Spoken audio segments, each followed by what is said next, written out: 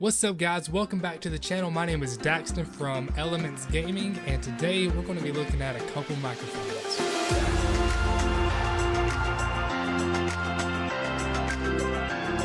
So you are looking to get a microphone for either YouTube or maybe a podcast or some kind of music stuff. Well, today we're going to look at three different kinds of microphones to choose from. We're going to look at an XLR microphone. We're going to look at a USB type microphone, which is going to be this Blue Yeti. Not Blue Yeti, this Blue Nessie, I'm sorry. And we're also going to look at just a headset microphone and see how that compares with it. So these two microphones, in terms of quality, before I'm going to do this test, I'm just going to guess that this XLR microphone is going to be the best. This one's going to be a very close second, if not equal, and then the headset microphone is just going to be garbage.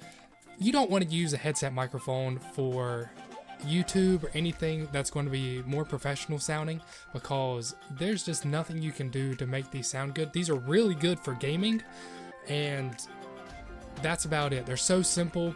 The audio works, and that's all you need for gaming. Anything like YouTube or something, you're going to want to spend a little more. Now we're going to talk about how much more you really need to spend, because this setup with the XLR microphone is about 200 bucks, and this setup for the Blue Nessie microphone is just plug and play, and that's it. And I think the Blue Nessie cost about 80 bucks now, if I'm correct. So 70 or 80 bucks. But with that being said, with the XLR, yeah, it's more expensive, but you get a lot more control. You get you have to plug it into some kind of power source, which offers 48 volts of phantom power, and that's what I'm using for that is my PreSonus USB audio box. But with the USB microphone, you just plug it straight up and it's good to go.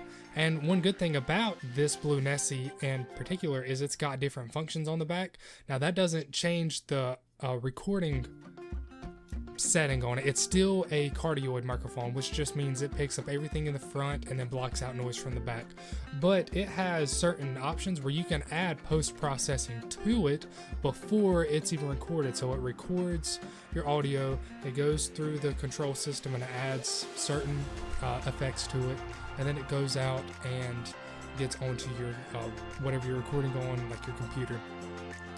But first we're going to listen to the BM800, then we're going to listen to the Blue Nessie, and then we'll listen to the headset microphone with no effects added, and then I'll go back and we'll listen to them again with post-processing effects added to it, and we'll see which one sounds better. Okay, so right now you are listening to the BM800 microphone. This is the XLR microphone plugged into the PreSonus USB, and it is going straight to my computer with no post-processing. Now you are listening to the Blue Nessie USB microphone. It is being plugged directly into my computer via USB port, and I am about 6 inches away from the microphone. Now you are listening to the headset microphone that I have, and I use this microphone for gaming. It's about an inch away from my mouth, and this is the SteelSeries Arctis 7. Now you are listening to the BM800 with post-processing effects added to it. I'm about 6 inches away from the microphone. Now you are listening to the Blue Nessie USB microphone with post-processing added to it. I'm about 6 inches away from the microphone.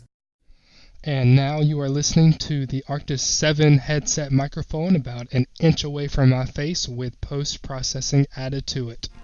Okay guys, so after listening to all three of the microphones, I actually have to say that I was really impressed with the Blue Nessie USB microphone. It was a lot warmer than the XLR BM800, and it was cheaper as a whole setup. The one thing that I will say negative about it is the stand. You cannot put it on any kind of shock mount, so whatever you hear through the desk, like if you're banging on your keyboards, hitting your mouse on the desk, it's going to pick everything up, and that's going to be one big negative with it.